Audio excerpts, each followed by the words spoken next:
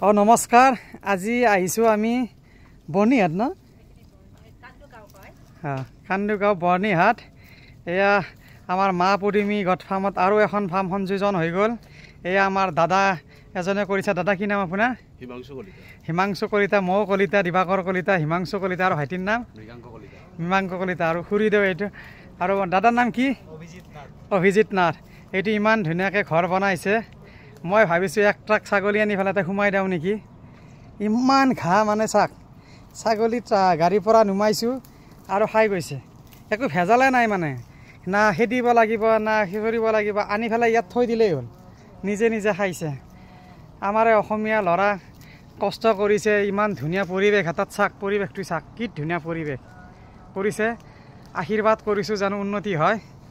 একেলগে হাতত হাত ধৰি কৰি যাম ঠিক আছে আপোনালোকক আশীৰ্বাদ কৰিব আৰু আপোনালোকক যদি এনেকৈ নতুনকৈ ফাৰ্ম কৰিব খুজিছে আমাৰ লগত যোগাযোগ কৰিব আৰু এনেকৈ ধুনীয়া ধুনীয়া পোৱালি মাক পঠা এনেকৈ আপোনালোকক যোগান ধৰি দিম আহি যাম ফাৰ্মখন কেনেকুৱা আছে কি কথা আছে চাই যাম কিন্তু আমাৰ হিমাংশু দাদাহঁতৰ ফাৰ্মখন কৰিব লগা বহুত কাম আছে কিন্তু পৰিৱেশটো যে ছাগলী পোহাৰ কাৰণে নাম্বাৰ 1 আৰু যে সেইটো ডিচাইড কৰিছে তাৰ কাৰণে বহুত বহুত ধন্যবাদ ঠিক আছে।